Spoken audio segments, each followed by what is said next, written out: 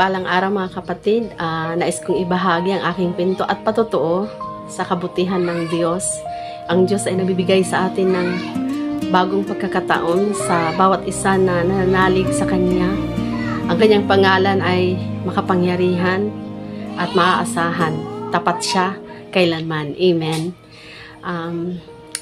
Dito lang, bago itong nagdaang taon, bago magpasko, mayroon akong kapatid na sabi ng doktor, pangmatagalan na ang kanyang anxiety, dahil huli na namin na ipa-check up dahil dito sa amin ay wala noong psychiatric. Kaya yun, nung time na yun ay nagsusukas siya, dinala namin siya sa hospital. Kala ko pagsusuka, diarrhea, sakit ng tiyan, pero nag-agaw buhay na siya pagdating doon. Kaya wala na akong ibang mahinga ng tulong. Nataranta ako noon, nabagabag ang puso ko kasi meron akong isang kapatid na namatay dahil sa CKD. Sa aking bisig siya namatay, kaya ang puso ko, natakot baka katapusan na ng kapatid ko. Kaya yun, nag-iiyak ako sa Panginoon. Sabi ko, sinigaw ko ang kanyang pangalan doon sa emergency room. Sabi ko, Jesus, tulungan mo kami. Nabigla doon ang mga tao. Kaya kami ay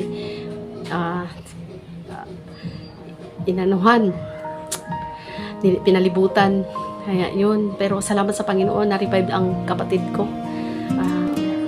Wala na akong boses sa kaiiyak.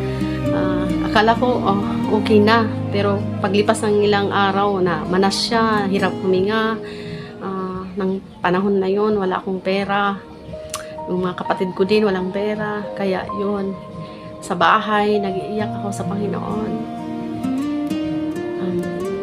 Hindi ako makatulog. Naiiyak ako. Yun.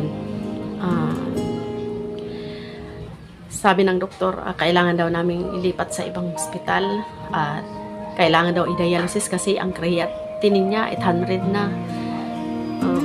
Kaya yun. Pero pinanghawakan ko ang sabi ng Panginoon na may authority tayo. He overcomes the world. Kaya yun. At ang pangalan niya ay makapangyarihan sa mga gawa. Chapter 4 verse 12. Kaya nanalangin ako doon sa hospital. Sabi ko, Lord, bigyan mo siya ng bagong pagkakataon na makasurvive, mabuhay, makasama namin. Gumaan ang aking pakiramdam doon. Hindi ako nahiya doon mag-pray. As pag uwi ko sa bahay, sabi nag-chat yung kapatid ko, nagbabantay, sabi niya, nakaihi na daw. Tapos yun, dami ng ihi niya. Unti-unti nang yung pagkalipas ng ilang araw, yung yung creatinine niya. Kahit sinabi ng doktor, handa daw kami. Kasi hindi namin pina-dialysis. Nag-sign ng waiver ang mama ko. Bumaba yung creatinine niya.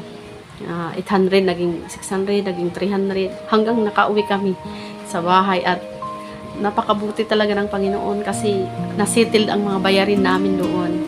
God is good talaga. So, yun lang mga kapatid. Kung ikaw man ngayon ay nawawalan ng pag-asa, huwag kang mag-give up. Panghawakan mo ang sinabi, ang salita ng Panginoon. Hindi siya nagbabago. May mananalangin. Noon, maraming salamat. Kahit sa platform na ito, I believe na ang iyong pangalan ay makapangyarihan. I pray sa lahat ng may nararanasan na kahirapan at kahit sakit, Panginoon, na ikaw ay yung kapangyarihan mo, ang iyong pagmamahal, ang iyong kamay ay kanilang maranasan, Panginoon, ang kagalingan na nagmumula sa inyo. Salamat sa bagong buhay, sa bagong pagkakataon na binibigay mo sa bawat nananalig sa iyong pangalan. I pray in the name of the Father, the Son, and the Holy Spirit. In Jesus' mighty name I pray. Amen. Ayan po mga kapatid. God bless sa inyong lahat. Ito siya ngayon. Nabubuhay dahil sa biyaya ng Panginoon. Amen? Amen. Walang hihigit sa lahat ng pangalan, kundi ikaw lang ang Jesus. Ikaw ay dakila, walang katulad. Please like, comment, and subscribe.